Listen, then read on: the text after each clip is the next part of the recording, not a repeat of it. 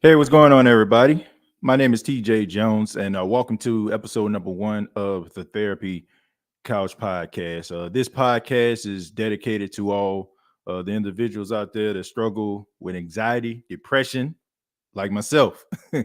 I decided to make this podcast because I feel like it was necessary. I feel like in today's society, anxiety and depression is at all time high. I mean, it's always something that seems to be triggering, people's depression, anxiety. Rather, it's some of the things that's going on in the news or things that are happening with social media. So I just felt it was absolutely necessary for me to start this podcast.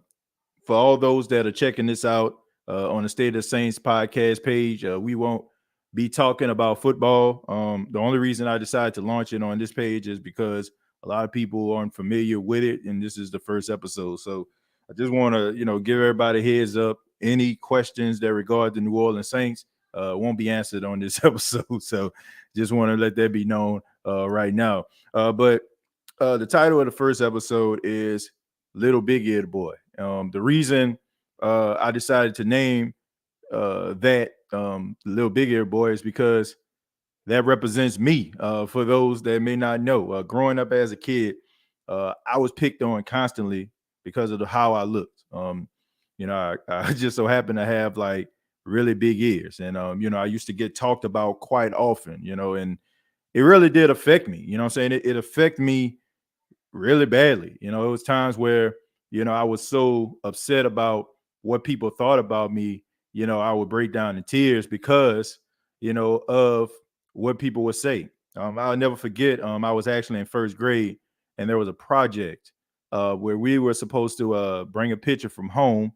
And the project was what is special about me. Um, and, I was so proud of that picture because I don't know if anybody is familiar with this, but sometimes your church they have like these photo days, and you get your family and stuff like that, and you do these group photos and stuff like that. I mean, if you if you chill at a black home, somebody have a picture with the mama in the middle and all the four kids around the mama. But anyway, I had an individual portrait, and I was so excited about this because my mom bought me like this really nice looking yellow shirt, and I thought this was like such a great picture to have. And the what makes you special about me project would be hanging outside of the classroom. So of course, you had the picture and then you write about what makes you special. But anyway, the teacher decided to hang it outside the classroom. And I never forget this. We went downstairs for lunch, and I came back, and I remember somebody wrote the word monkey on this. And I can remember like how that made me feel. Now, in today's society, monkey is like a like people call you a monkey, like, man, look, hold on, man, it's something racial. But it was something like there was an indication of, my ears.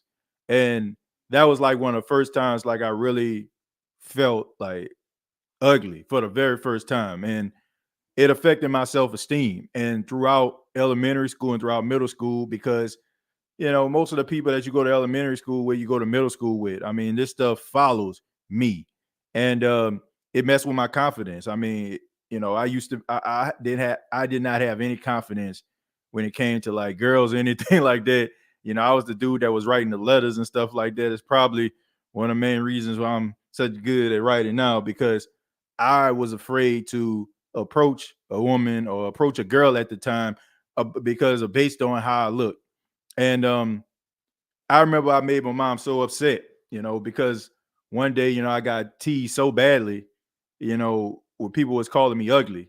And I remember this guy, uh, he he went in front of like the entire class when the teacher left the classroom, and he pointed to like every girl and asked her like who looked better out of me and him.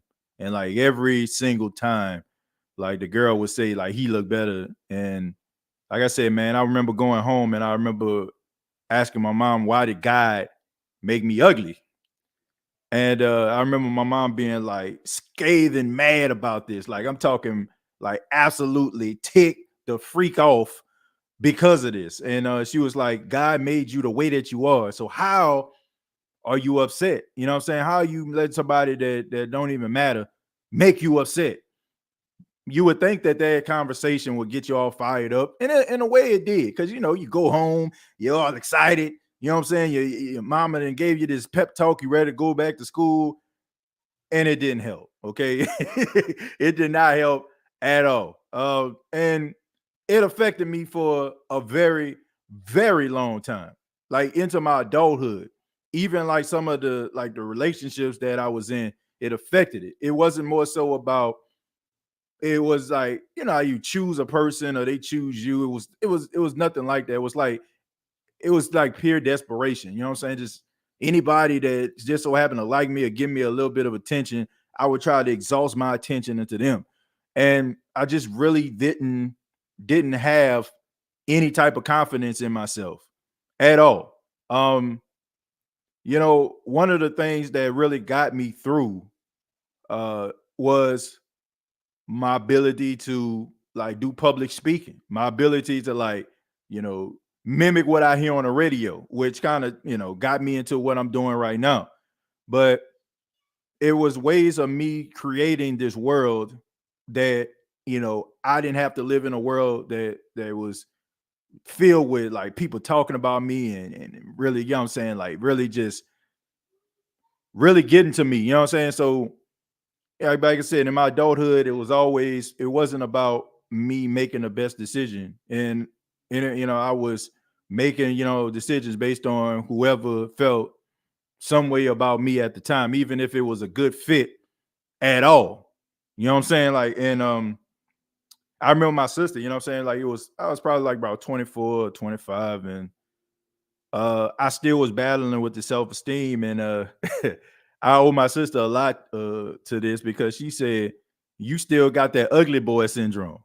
Like that will kind of made me think about, man, I mean, need to change this. You're like, you still looking at yourself for what people saw you as a kid, and you're not realizing what other people see. You know what I'm saying? And how you emerge. It's almost like the story, of the ugly duckling. You know what I'm saying? The ugly duckling was told his entire life that he was ugly, right? And he swam around the whole entire winter because nobody wanted to chill with him. And he didn't realize that he turned into a swine. And he didn't realize that, you know what I'm saying, a change was happening, right? You know what I'm saying? It was going on, and he didn't even realize it. And I think that's probably one of the main reasons why I started to develop confidence within myself. And I tell that story because I want people to understand, there are going to be some dark times. I mean, you may not have dealt with that type of issue, but there may have been some dark times in your life, or still some dark times in your life, and there's some battles that you're dealing with when it comes to your self-esteem.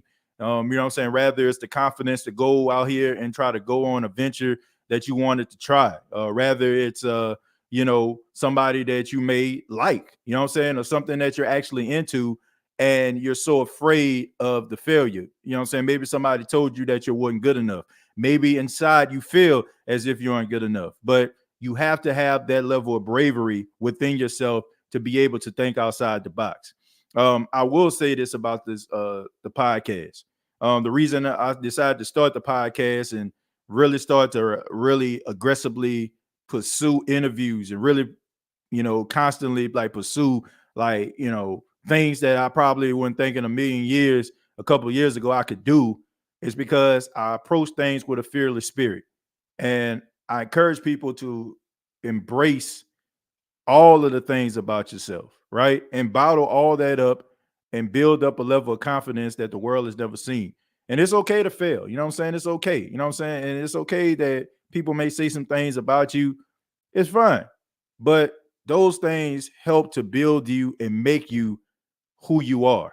I told that story, you know what I'm saying, about myself because I don't really tell that story a lot. A lot of people feel like, oh man, you know, TJ or Tim, like he got it together, you know what I'm saying? Look at him, he got this thing going, this thing going. But I still to this day deal with self-esteem. Like I still feel, like, I still wonder to myself, am I good enough?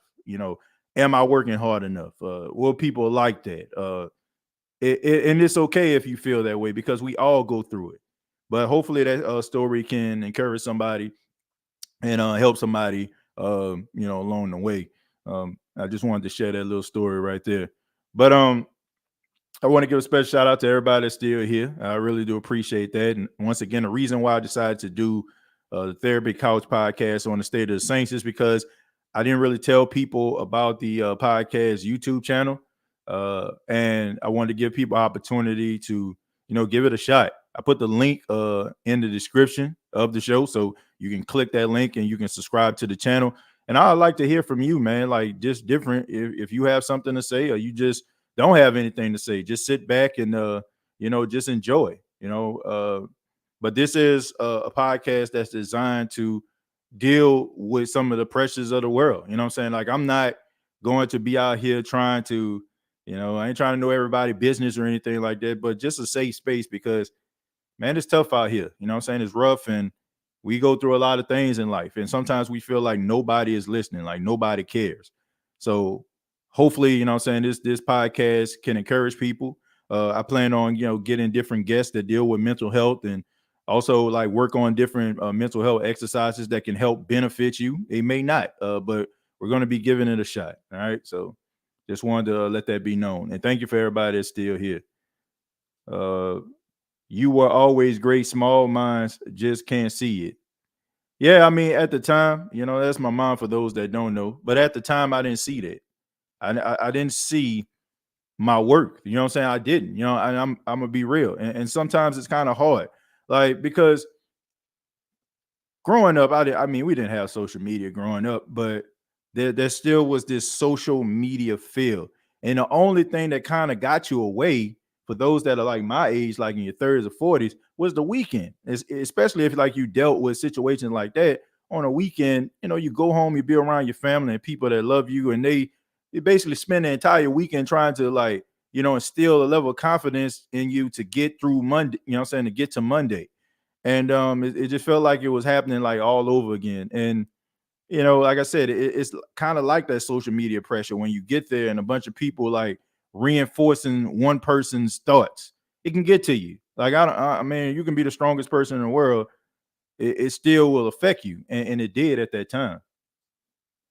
Ask your brother EJ what they called me in school. I heard it all. LOL Dumbo, Elfiz. Yeah, I mean, look, those were some of the names I had. You know what I'm saying? Like those were some of the names they called me. And like I said, man, it did not feel good at the time. Like it really hurt. And like I said, man, it like in my adulthood, it affected me. And like I said, I don't like telling these stories, man. I don't, but I just feel like if I can tell this and it can help somebody, or even, what I'm saying, I laugh at it now. So I laugh at it now because, you think about it's just the end of the world when you're a kid, right? That girl reject you that you liked, or, what I'm saying, somebody just make fun of you and the entire class laugh. It's like your whole life is over. But you get older, you like, man, why did I care so much about what some of those people thought about me at that time? Like it was just, man, it's crazy. TJ, if you only knew how many lives you touch. Well, I appreciate that. I appreciate that a lot. That's I mean, to be honest with you, Jana, that's never was my intentions to do, but if I can help somebody, I want to do that. And there are people that reach out to me and it means so much to me. And that's one of the main reasons why I decided to start the show, because I mean, we interact with one another for those that follow the Saints podcast, but we interact with each other on a certain level because of our love for a team. But sometimes people be going through stuff, man. And I know sometimes, it can get a little rough. And, I like to have an outlet where people can actually express themselves. I might do something a little different. Like if you want to, I'm gonna go ahead and I'm gonna open up the I said the little chat line. I almost went New Orleans on the little chat line. If you want to express yourself, talk a little bit about something that's on your mind, feel free to do so. If it's about the New Orleans Saints, once again, uh, I rather us go in a different direction. Okay, the only reason why, and I appreciate this, so I really do. I appreciate the love, but we want to kind of just talk about something different. Like I said, the only reason this is on this channel is because many people didn't know about it. So let's keep it on brand. All right. Michael says You're a hero, fam. During this podcast, your message is going to help so many people get through whatever darkness they are going through. Well, like I said, that's the whole point, Mike. That's the whole point, and not just that. You know what I'm saying? Not just with me. Anybody that's willing to share a story, or you know what I'm saying, come into the safe space. It's not just about me. Anybody, anybody that has a quote or a comment. You know what I'm saying? That's what this is about. But we're gonna go to Chosen. What's going on, TJ? Fine, man. Thank you for chiming in, man. What you got for? Um, actually, actually, man, nah, that's not what y'all think.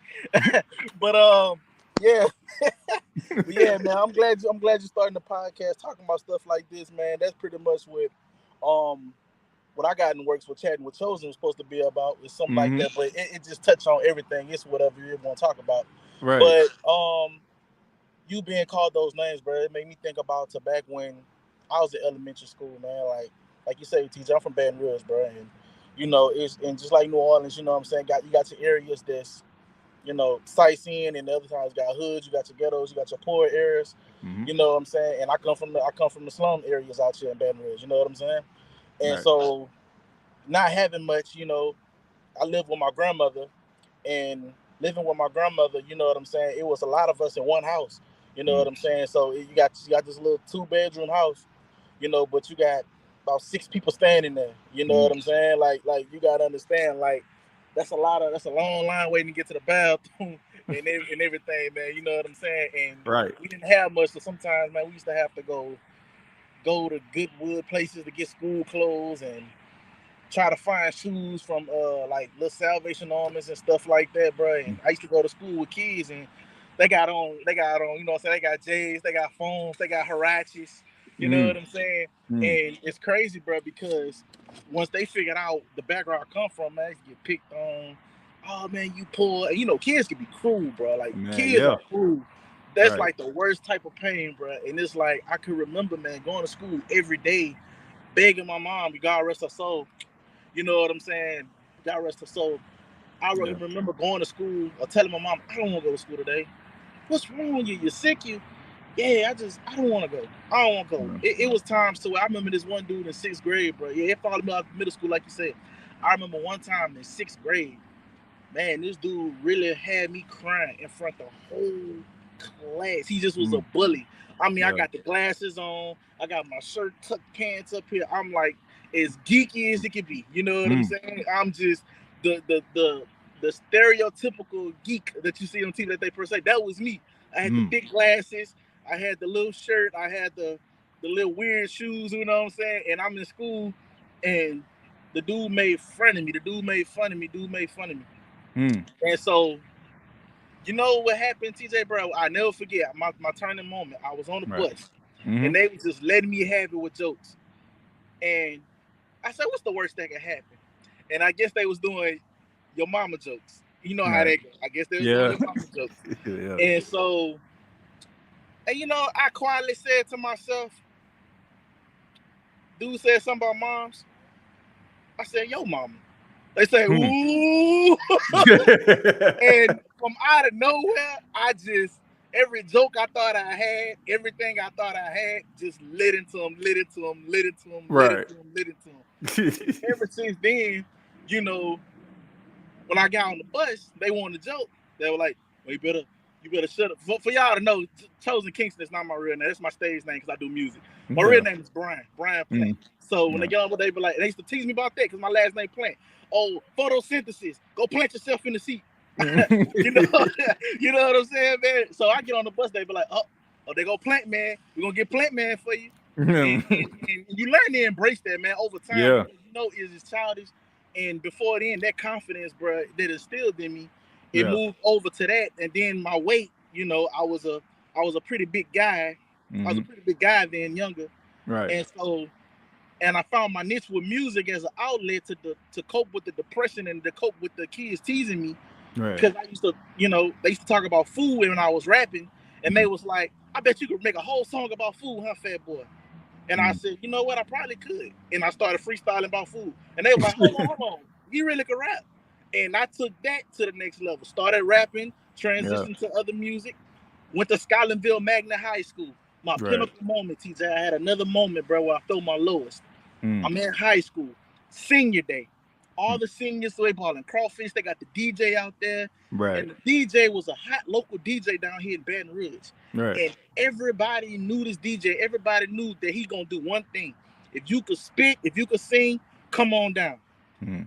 I got my you know what up there and tried to get. I had just transferred to Scotlandville Magna High School. I just came from Bel Air and I Right. just transferred. Now I don't know the students, but they know me from the hood because I went out from the same neighborhood, but I didn't Right. go to that school. I went to a different school on the other side of Baton Rouge. I went to Bel Air High School. Right. But anyway, that being said, went to Scotlandville Magna High School senior day.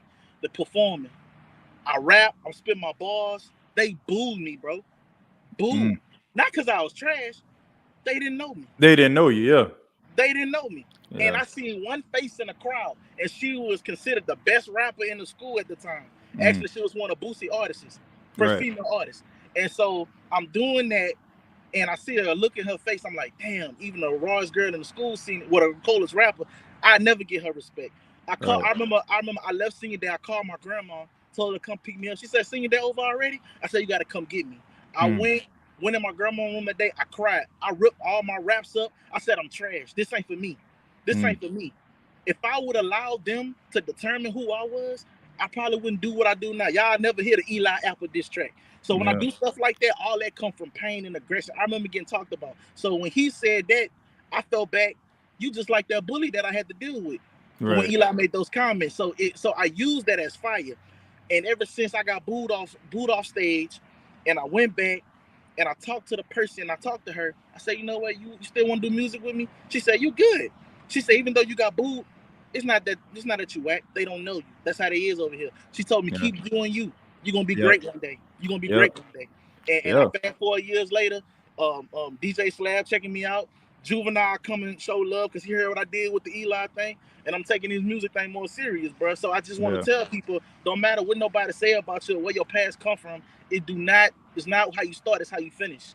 You know, Yeah. you could be the wimpiest, you could be the weakest, but do not let that determine your future. Do not let that determine your strength and weaknesses. Sometimes it takes those moments to go through in order for you to come out. Sometimes Yeah. that's just a test. Yeah. If he want to rap or she want to skate or she want to paint or she want to cook, let me throw some adversity her way to see if she Mm-hmm. meant for this life, because it Yep. ain't gonna always be peaches and cream. Yep. You know what I'm Yeah. saying? I mean, that's the truth. I mean, Yeah, that's the truth, man. You look at things that's going on as far as like if people trying to start things. If they don't get off the porch being successful, they just quit. right, I right, mean, man. you got to understand, that adversity that you go through, like when you were mentioning with your rap when starting off.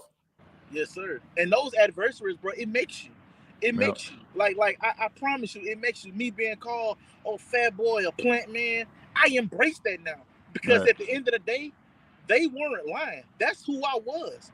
But Yeah. that's not all I was about. I was more than that. I was more than the big kid, the chubby kid around school. I was more than the poor dude from Bank 74th Street. You know what Mm. I'm saying? In the hood of third world. You know what I'm saying? Right. I was more than that. I was more Yeah. than that. So Yeah. I had to show. I had to walk with a different confidence and walk with a different pep in my step because I couldn't allow them to determine to think for me. I couldn't allow them to do Yeah. that for me because I already knew I had a brighter future. I have a stronger mind and I have a different walk. I know I'm greater than what y'all want me to be. And I had Mm. to realize one more thing before I let you go, TJ. Nah, you good. Somebody gonna always have something to say, bro. You'll never be perfect. Yep. You could be the sexiest man, sexiest woman alive. There's always gonna be somebody that's gonna have a problem with you. You can't make the world happy. You can only Yep. make yourself happy. Yep. And I That's just what it want to leave. starts with. I mean, that's just the truth, man. And I appreciate that, man. Appreciate you telling your story. And Yes, I sir. say, man, I hope somebody listening and it helps them, man. And I appreciate you for being candid about that, man. And you can call back anytime, man. Yes, sir. Thank you for having me, man. All I right, no love this. problem. I love this, man. I'm All looking right, forward to more in the future. all right, man. You take care, man. You too. Thank you. All right. Yeah, man. I mean, look, I appreciate Chosen for sharing this story. And, man, we all go through those, I don't want to say we all do, but, people go through ugly stages. They go through those ugly stages where things don't seem like they're going to go the right way, right? I mean, You got to be able to embrace that. You know what I'm saying? Embrace every little hiccup, every little pit stop that you have in your life, and use that as fuel, man. You know, all the things that you go through in life, all those little levels of adversity, all that is basically just testimony material. I wouldn't be able to talk or have these type of conversations if I didn't go through that type of adversity. And it's about, sometimes we have to go through those things in order to help others. Like, it's almost like, you stacking, you know what I'm saying, stacking them up or whatever, like this, like holding somebody up. You got somebody, you know what I'm saying, and then the next person, you got to hold their legs, and then, you know what I'm saying, you just trying to find ways to get over. So these stories, this information, the things that you have bottled in can be helpful to somebody. Trust me, man, it's not in vain if you have something to share. Uh, Barbosa says, "Did you go to Jones Elementary?" No, I didn't. I went to Lorraine Hansberry Elementary, even though I'm familiar where Jones is. I used to pass Jones quite a bit growing up as a kid. I want to say it's on the backside of it off North Galvez Street, if I'm not mistaken. So I used to pass there quite a bit when I used to take the Galvez bus. When I used to ride down to almost down to Canal Street to get my haircut. Shouts out to Jupiter Barbershop that used to be around there. I mean, he ain't had you fresh, you know what I'm saying? Your liner might have been a little jacked up, it depends, but it still was a $5 haircut, you know what I'm saying? Just subscribe TJ to the new podcast, but been missing a lot of lives lately from work, and I'm in Boston now doing film production. But trust me, I always catch the replay on Spotify. Well, I appreciate that, Damien. I mean, this podcast is dedicated to, like, you know, people that may deal with anxiety, depression. It's going to be, I'll be the fire starter, but just like, other podcasts, I don't know what direction it's going to go in. I got stories that I'm going to share, and when it comes to, like, things that I experienced as a kid, and some of the, people that helped shape and mold me.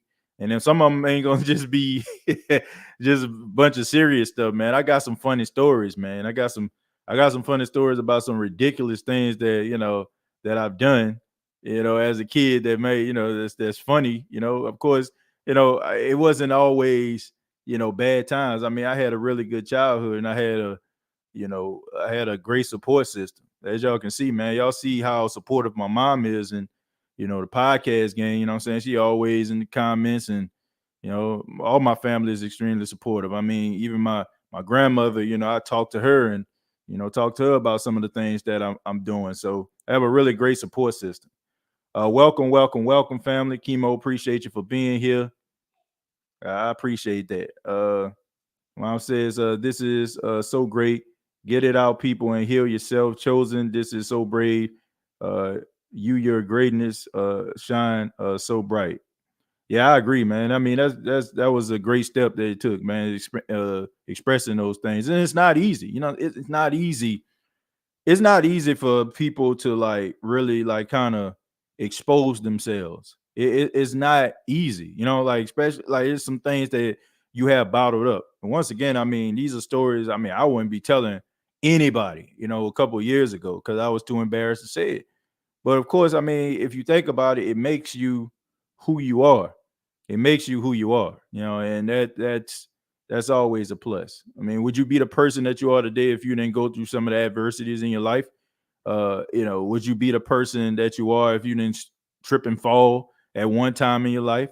Probably not. A lot. Some people suffer because they don't go through certain adversities. If they have a bunch of enablers in their corner, uh, you know, that kind of shields them from, what's going on in real life.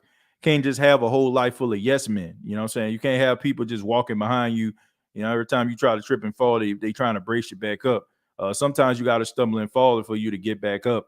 I feel like that's one of the reasons why, some of these celebrities and stuff like that deal with some of the things they deal with, because it's like they surround themselves with a bunch of people that tell them what they want to hear versus what they need to hear, and they realize that.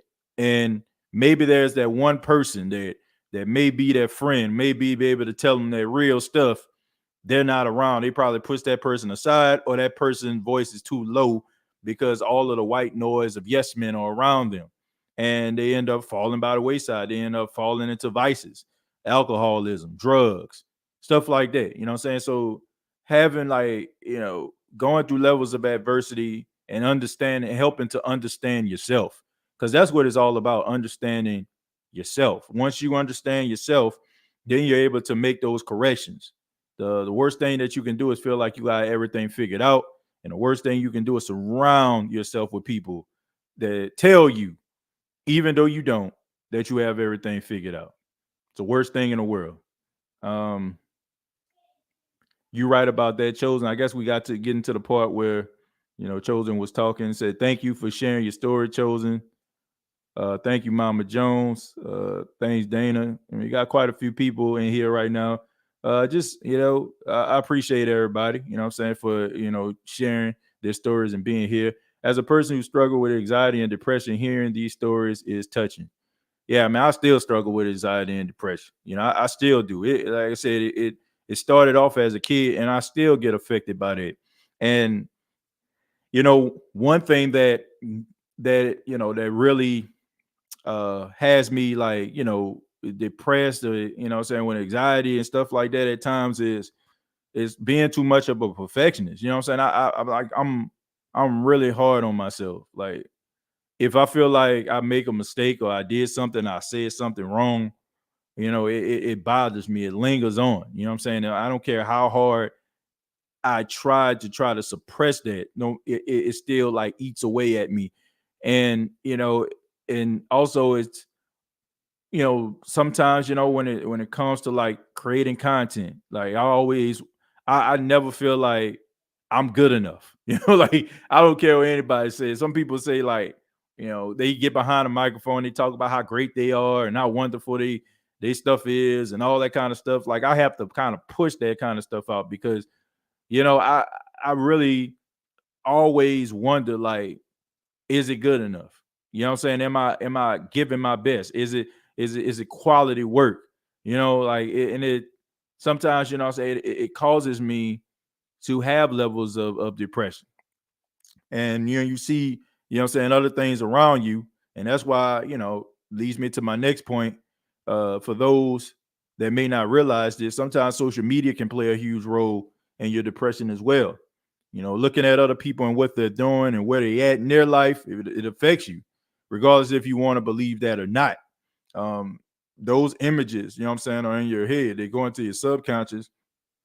They affect you. They can affect you. I don't want to say they will. Some people, they can kind of just, look past it, but they can affect you to a point where you start questioning yourself and you think to yourself, man, something is wrong with me, but there isn't anything wrong with you. It's just you're looking at people's highest moments and you're comparing it to you sitting at the house eating Lay's potato chips. Ain't nothing wrong with that at times. You know what I'm saying? Like, it's okay to chill every now and then. You know what I'm saying? It's okay at times to not be able to have enough money, you know what I'm saying, to do some of the things that you want to do. But you also have to have that confidence, like, man, my day is coming. You know what I'm saying? Some of the things that I want to enjoy are going to be here. But the worst thing you can do is just try to, put your life up against people highlights. I mean, you don't know what those people then been through in order for them to get to that point, man. You don't know if people spending their rent money, their light bill due, you know what I'm saying? They put that extension back to the 30th, you know what I'm saying? So they could take that trip. Like, all we see is that blue water, you know what I'm saying, that nice bikini, you know what I'm saying, or you know what I'm saying, the boat that your boy on is the, you know what I'm saying, the Ray-Ban sunglasses.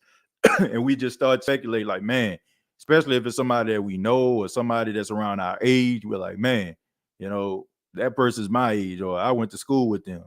But you can't like look at a person's highlight moments and put it up against yourself. You'll never win. You'll never win, man. Domeland says, TJ, this is a new podcast from someone who is a Saints fan and that had mental health issues and addiction. And to now being on the other side of that, I would love to come on the show. Hey, man, like I said, feel free. Like, this is a show that, you know what I'm saying? Like, I mean, I got the link. I don't know if you see it, but if you feel like you have a story to tell, feel free, man. I mean, that's what this is about. Like, this isn't like I said, just like the Saints podcast. This is about, you know, stories where I just open up, you know what I'm saying, talk, and I don't know what direction this show going. You know, just like, other podcasts, this is determined on, people that's in the chat, people that chime in and take part in it. That's what this is all about.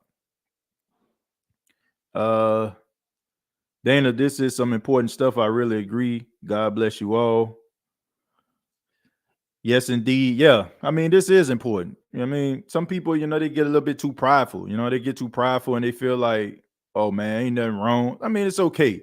Like we especially, what I'm saying, like individuals, that grow up, I have to be honest with you. Those that grow up in what I'm saying, rural communities, black communities, we have like levels of trauma that we just think like it's part of the norm. You know what I'm saying? Like if you grew up in a rural area, you know what I'm saying? Like a lot of the things that you probably endure, you probably seen the alcoholism, the drug abuse, you know what I'm saying? In some cases, like levels of incest, you know what I'm saying? Like all these different things that's going on, it affects you, you know what I'm saying? Those things around you. And sometimes we have a tendency of kind of suppressing it. It's almost like, some of these mass shootings that they have out here. You know what I'm saying? Like there's so many of them. It's wrong. It's terrible. People losing their lives, but all this keep going on. It's almost like you become almost like immune to this, and that's not normal. Like somebody losing their life or somebody going into a crowd and you know what I'm saying, opening fire. Like that's not normal. You know what I'm saying? That's like not normal behavior. You know what I'm saying? Like seeing people like, you know what I'm saying, like growing up in poverty stricken areas, not knowing where your next meal is going to come from. You know what I'm saying? Like being, you know what I'm saying? Like all these different things, like that stuff, you know what I'm saying? It shapes you and it molds you, but it can also like program you to feel like, man, it's the best things are going to get. Or, you know what I'm saying? Like you end up like getting older, you feel like that's the type of life it's supposed to be instead of breaking yourself free. That stuff ain't normal, man. It's not. And sometimes you have to talk about those things and express it.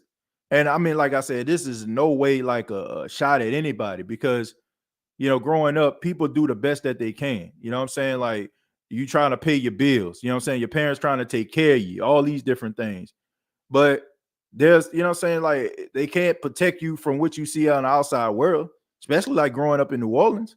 I mean, crime everywhere, man. You know what I'm saying? Like crime everywhere, people stealing, robbing, you know what I'm saying? They're only just trying to protect you, but they only can protect you for so long. You know what I'm saying? They can't like really shackle you from being exposing and not being exposed to everything that's going on in the world.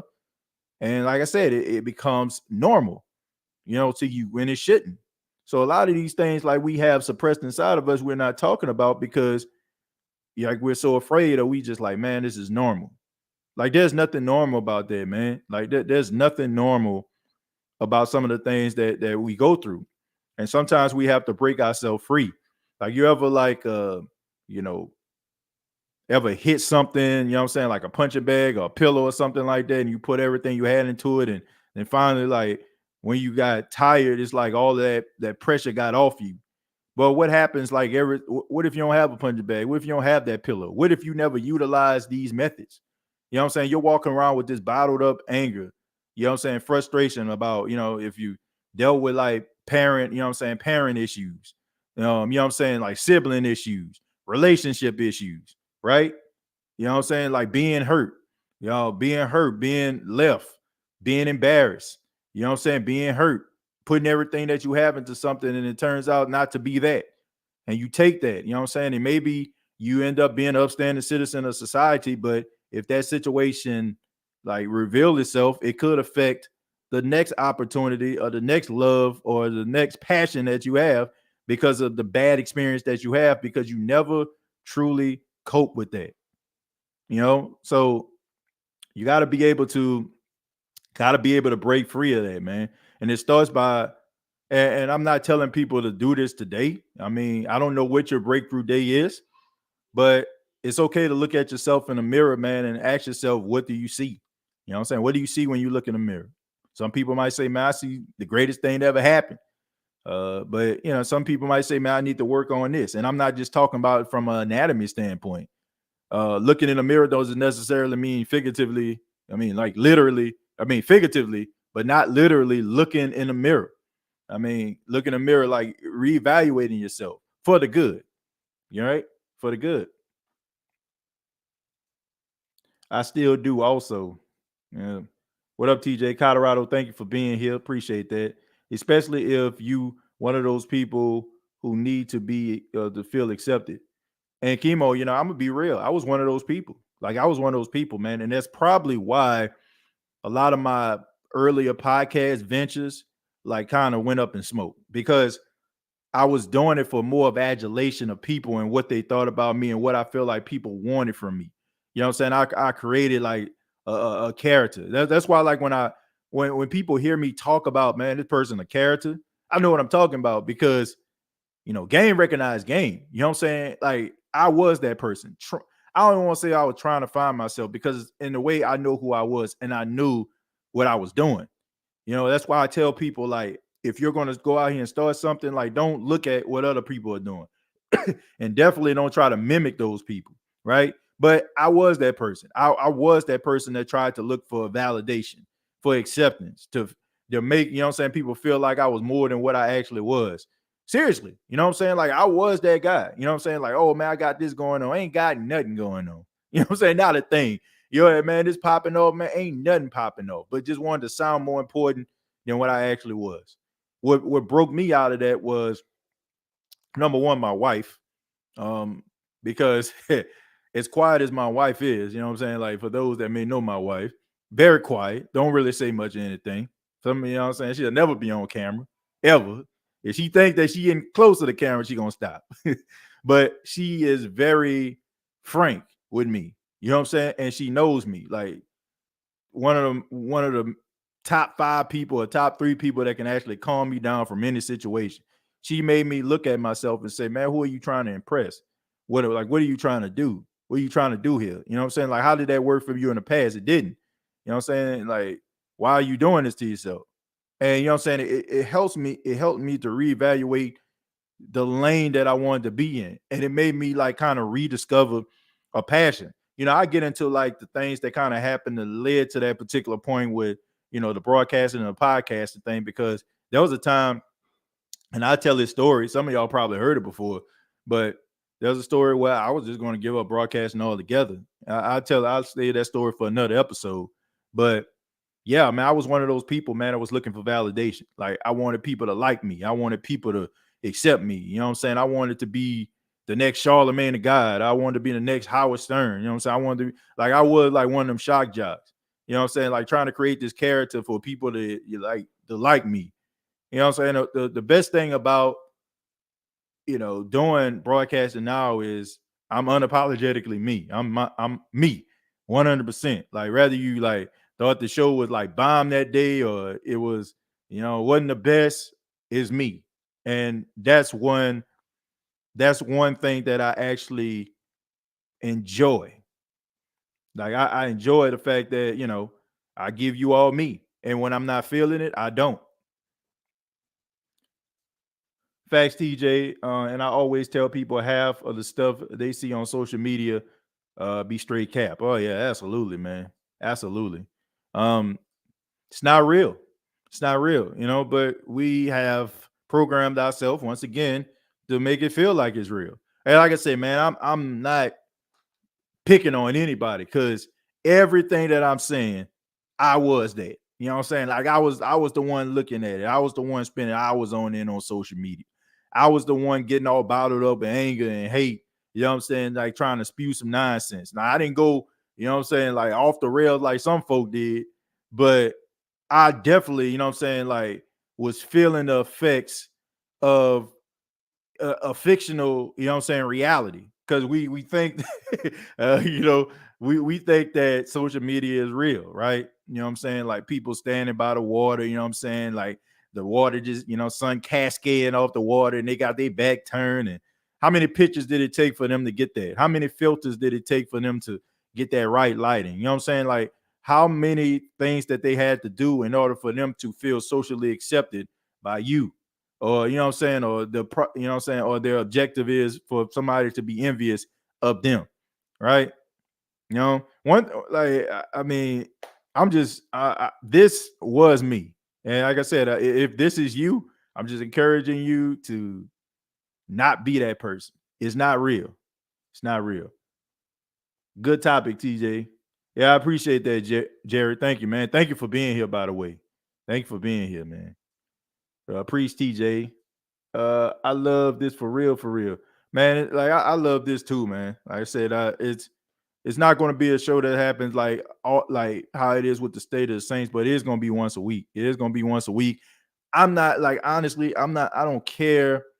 This is one of them things that is just for the people. You know what I'm saying? Like if you want it, cool. If you don't, you don't. You know what I'm saying? Like it's not about oh how many people watching this right now. It's not about oh you know what I'm saying like who like if this is for you, then you know what I'm saying I encourage you to subscribe. If it's not, then that's fine too. Like don't care. You know what I'm saying? Like don't care about that. You know what I'm saying? Like I just want to be able to give somebody a different perspective. You know what I'm saying on you know on life. TJ rocking the cap and gown. Yeah, man, that picture was actually me. I want to say I was 5 years old. I was just graduating, like I had a kindergarten graduation, and a little spoiler or a little behind the scenes fourth wall type thing. That cap and gown, and some of y'all probably did, understand this, but that cap and gown basically was traded out, right? So, and that big old long collar was connected to the cap and gown. All right. So I just got on like I want to say, I don't even think I got on a tie. If I do, you know what I'm saying? I mean, yeah, I don't know. I think it was a tie connected to the shirt and it was like a cap and gown. And then once you done with it, then the next person that's probably your size, they put it on. You know what I'm saying? That thing got passed around, you know what I'm saying? Like, it got passed around like a frisbee. I'll just leave it at that. We gotta keep PG. Uh, looking like Paxton OG. Nah, man, Paxton looking like me. Let's get that. Let's get that straight. Paxton looks like me. Okay, you know what I'm saying? I'm the OG. I'm the OG. he the BG. You know what I'm saying? He the baby gangster. But yeah, man, it's crazy, man. How watching my son grow and looking at him, man, and how it's crazy, man. How your child can like develop like your features like that, and it's just weird, man. Like you just look at it like, man, this dude look just like me, or like he has like my characteristics or like some of my cravings as a kid. Like as a kid, I used to love bread. Like I used to eat like loads of bread. Like that's a funny story for another day too. But I used to love loads of bread. Like now he's the same way. Like he can sit up there and eat three, four, you know what I'm saying, like pieces of bread. Like it's crazy because everything that I liked as a kid, he likes. You know what I'm saying? And it's crazy to watch. And all I could do is laugh. Like all I could do is laugh is when he likes popcorn or he likes like bread. Because I mean, those are things that I like. I mean, I still like popcorn. That's one of my guilty pleasures as an adult. How did you? Let me see. How did you and your wife meet? Were you still at a low point, and did you fall in love? Uh, I don't think she mind me saying this. I actually met my wife on a dating app. That's how I met my wife. I met her on a day nap. To be real with you, um, I just moved to South Carolina. Like I moved to South Carolina a few months before she did. I always say that me and my wife was like destined to meet because you know what I'm saying. Like we end up meeting and we end up like communicating, and she was thinking about moving to South Carolina at the time. She was thinking about it, and but she wasn't sure. So it was like maybe like a couple months later, it we didn't really hear from each other or whatever, but she ended up coming down with her parents, you know what I'm saying, to look at, you know what I'm saying, the job that she has today. And of course I was down here, she was like, if you want to, I'm going to move here. So, I'll let you know, when I move or whatever. So we couldn't never really like find a certain time. You know what I'm saying? I was a manager at a store at the time, and she was just kind of, settling in. So our paths would never really cross because we never could really like get a date going on. So it was around Christmas time, and I wanted to throw I don't want to call my employees, but my team a Christmas party. And we decided to like to meet up at a Walmart and maybe go across the street to a McAllister's, McAllister, the sandwich shop. So I ended up like buying a sandwich tray. She helped me pick it out, and we went over to McAllister's, and man, we sat down there and we talked. Like we got there probably like around 7, and it closed at 10. We talked like 3 hours, like just getting to know each other. And I'll never forget this. I'll never forget this as long as I live. And my best friend, shouts out to my boy Chris Smitty if you're watching this right now. But I remember calling him like soon as I left. I said, "Man, I found the woman I'm gonna spend the rest of my life with." And he thought that was the most hilarious thing he ever heard. Like he was laughing at me. It was like, "Man, you sound crazy." I said, "Man, nah, it's true." I said, "This is the woman that I'm gonna spend the rest of my life with." And that's how it happened. You know what I'm saying? Like, so I used to be one of those people, to be honest with you. I was one of those people that was like skeptical about dating apps and stuff like that. Um, but I can't say that they don't work because I married my wife. So, but I feel like it could have easily like it could have been like one of them things where, we didn't choose each other. We didn't choose South Carolina because the way that she came down here, it was just kind of like on a whim, and so it was for me. You know what I'm saying? It was an opportunity. So I just feel like to me we were destined to be together. So little funny story, but that's how we met. That's how we met, to be honest with you. So and it's always like a great story, you know what I'm saying, like to tell. I don't think she mind. I mean, she don't care, I'm sure. People shouldn't have to be scared to go shopping or walk around outside. That's not how it's supposed to be. But some people act like it's the new normal and deal with it. Yeah, man. Look, you definitely shouldn't be afraid to go shopping. You're absolutely right about that. If you shook about shopping, shook about shopping, then yes, that is a problem. You should be able to walk throughout life and not have those type of issues. But you know, and we shouldn't like normalize that. If do I have a solution? No, I do not. No, I do not. You can't change the heart of men. We can try to legislate as much stuff as we want to, but you cannot change the heart of men, right? They got to do that on their own. They got to go through the transformation. If they don't, then you know what I'm saying, they're going to feel like they're they're forced to do something which is going to make them even more angry, right? So you have to change a person's heart in order for you to create real change in this world. If not, you're going to continue to have these problems and continue to have these situations.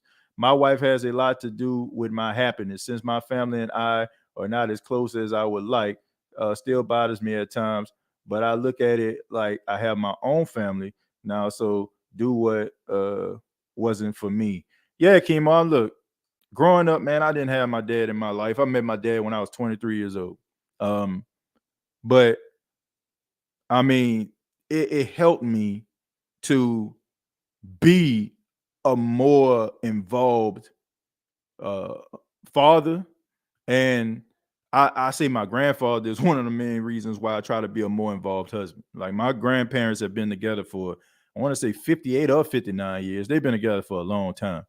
And when you're looking at that, and that's all you know, that's all I know is my grandparents. You know what I'm saying? Like that's all I know is them. You know what I'm saying? Like it ain't always been easy, just like every other, uh, just like every other relationship. But to see that, to know that is obtainable, right? It inspires you. To know, to have that like if you didn't grow up with your dad, like everybody felt like Will Smith in that Vin Barine scene on the Fresh Prince of Bel Air. Like we laugh at it now, and we joke about it, like how come you don't want me, man? But if you ever experienced that, like as a kid, like not having your father heavily involved in your life, like you felt that from a different level. But it helped me to want to be a better father, to be more involved, to what I'm saying? Like I take a lot of pride at putting pictures up of my son. You know what I'm saying? Like I take a lot of pride at spending time with my son. You know what I'm saying? Being like involved in the, in the developmental process of him becoming, Tyler, a young boy, and then, transition to a man.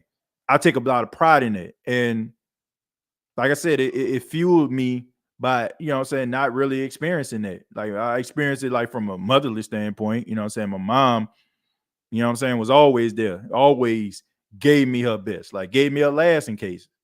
But it's just something about that, you know what I'm saying? And it inspires you. It's like you walk around with a chip on your shoulder. I mean, some of you, you know what I'm saying, if you blessed to have both of your parents, bless you. But when you don't, it's like you walk around with the chip on your shoulder, and it makes you want to push a little bit further, a little bit further, you know. Charleston White is playing the character role on social media perfect, and he's telling people it's a character and getting paid for it because people don't really care if people just want to be entertained. Like that's all it comes down to. Like man, everything, man, I don't want to sound like the old guy, but it's just the truth, man. Everything is kind of watered down. Like it's not even about being the best. Like when we used to grow up, like if you wasn't the best, man, we weren't checking for you. Now it's like you can do the bare minimum, and it just feel like it just feel like you could just get past. Like even the music, like some of the hit songs. Like think about this. Like I was listening to I was cleaning up my backyard and I was listening to Notorious B.I.G.'s Juicy. I mean, y'all know it. You know very well who you are. And I was looking at it, I'm like, listening to it. I'm like, man, this song was like 4 minutes and 30 seconds long. You look at the most popular hip hop song today, song about 2 minutes and 30 seconds. Like, dudes like just saying a hook, one, you know what I'm saying? Like one full bar. I mean, you know what I'm saying? Like, and I mean, I won't say not even 16 bars. They don't even give you 16 bars. And then all of a sudden, like they'll sing the hook again and they'll transition out. Like, how is an entire album consisting of like 11, 12 songs, like 45 minutes? Like something is wrong there. You know what I'm saying? But people don't care. Like people don't care about greatness as much. You know what I'm saying? Because the word great has been watered down. Everybody's a goat, right? You know what I'm saying? If you jump, you know what I'm saying, over a milk crate, you're a goat. If you get your driver's license, you're a goat. If you water your grass and it ain't dead, you're a goat. You know what I'm saying? Like it's a term that's been used so loosely it doesn't carry as much weight anymore. Right? You know what I'm saying? So I mean, people don't care. Like the most popular entertainment, you know what I'm saying, is boxing. And it's not even because of people like Errol Spence, you know what I'm saying, Terrence Crawford, you know what I'm saying, like guys like that, you know what I'm saying, like Tyson Fury is not even a popular sport. It's because celebrities doing it. You know what I'm saying? Like guys like, you know, Logan Paul and stuff like that, like social media guys who, you know what I'm saying, created a lane and got into the boxing world. Now they make more money than actual guys who spend their entire life doing it. That's crazy, right? Like that's crazy. It's crazy how, you know what I'm saying, like people don't like it's not even about substance anymore. You know what I'm saying? It's about style. That's what it is. Do you and your wife want more kids? We say no. You know what I'm saying? We say no. I mean, this, Paxton is both of our first kid, and we learn how to be parents together. Now, if I can be sure I can have a girl, I'll be okay with it. I don't know if I can kick another boy, man. That's a lot of energy right there. Okay, and now of course, in it, regardless if we were to have a kid and if it comes out to be a boy or a girl, I mean, I could care less. But man, I just think about like Paxton and how he is and how much work he can be. I don't know. Preach. What's up, TJ? My son the same way. You know the old saying, TJ, mama's baby, papa's maybe. And you most definitely can't deny it. Yeah, man. Yeah, it's I mean, it's sad, man. But I do want to say this, man. They got a lot of fathers out here going hard for their kids, man. And I mean, I was watching, I watch P Valley, right? I don't know if people watch this, but me and my wife, we watched P Valley, and the last episode, it was talking about like one of the girls, one of the dancers. Uh, well, I don't want to spoil it for anybody, but she had like a a very like troubling childhood, right? And uh, it was like almost like the father wasn't involved, the man wasn't there, you know what I'm saying, to kind of save her, to help her like do some of the things that she dealt with.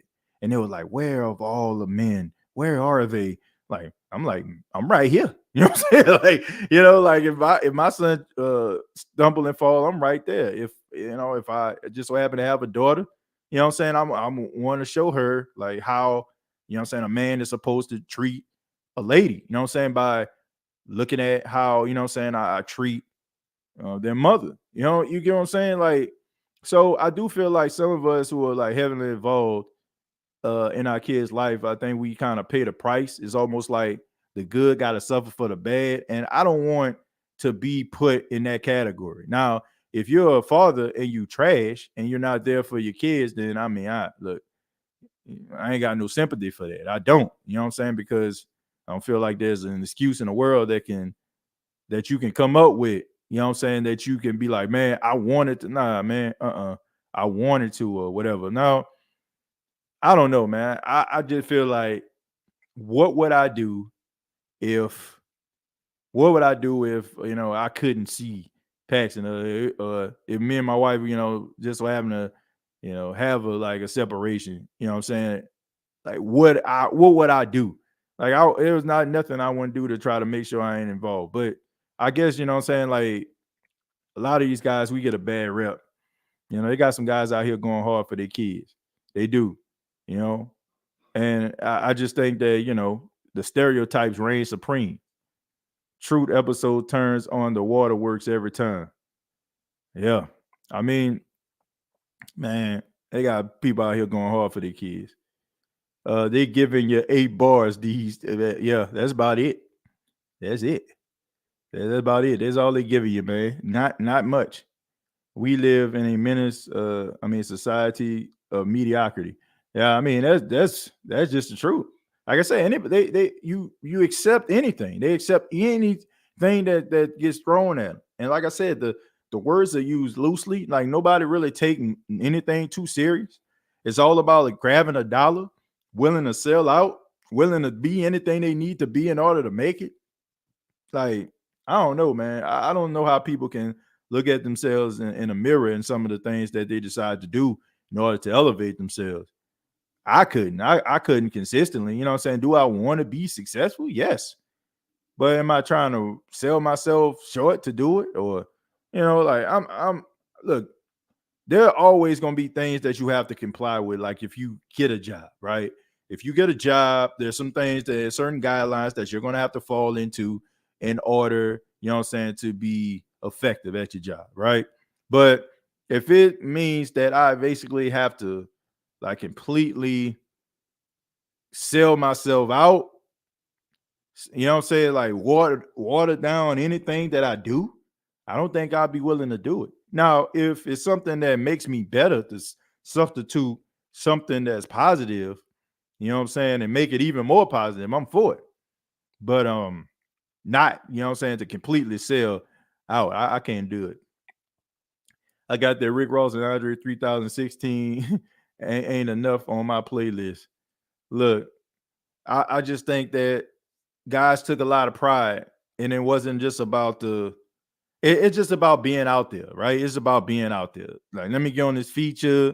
Let me just put this song out. Nah, it's not that good, but let's go ahead and put it out there. Like, that's just what it's about. It's not it's not about substance at all. It's just about the style, selling swag, if you will, selling drip. That's what it's about. Creating a character. You ever played a wrestling video game and you create a wrestler, create a character? That's basically what's going down here. That's basically what's going on. But I want to say to everybody that checked out the first episode of the Therapy Couch podcast, thank you all so much. Really appreciate it. Thank you everybody that subscribed. Thank you for everybody that chimed in. Thank you for everybody that may have listened to this for a few minutes. If you enjoy the content, I ask that you subscribe to the channel. The channel is in the description box. Go ahead and it'll bring you directly to the channel. Subscribe. It's going to be a weekly podcast. We're going to be having like different topics. The topics are really mostly, to start off, are going to involve some of my personal experiences. And as we start to gain a little bit of momentum, we'll start to bring different individuals on here to help us to be able to cope with some of the things, and it's not just going to be, um, just a bunch of, talking, you know what I'm saying? Like it's all about, what you bring and, what I'm saying, the things that you're willing to share. And we're going to be touching on some of these other subjects too, man. It's not just going to be about, sad things, you know what I'm saying? Like this is a space that I want to have where people can just talk about things that are on their mind. Things that are on their mind. We're gonna be talking about anxiety, depression, you know what I'm saying, abuse, you know what I'm saying, like, things that people go through, you know what I'm saying. We're gonna try to find solutions, and we're gonna, find a bright a light in a, you know what I'm saying, a dark pathway in life, you know what I'm saying. If you're dealing with that, we're gonna try to find some level of solution to help you get through the rest of your week. But really do appreciate that. I think I had a few more people I want to make sure I acknowledge.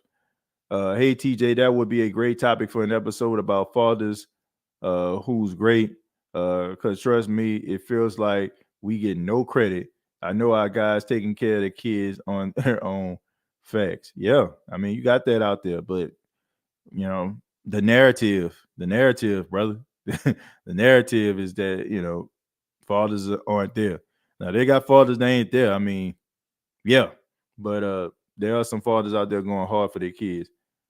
Desperation can be blinding.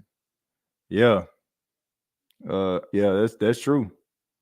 And see, Chemo said needed this. Thank you for doing this therapy podcast. I really enjoy the stories and commentary. Well, I appreciate that. Thank you for being here, Dane. Thank you. Agreed. Chemo, enjoy. Yeah, I enjoyed y'all. Thank y'all so much. Once again, subscribe to the channel. We're also going to have the audio version. The first episode is going to be put on audio version on Anchor FM.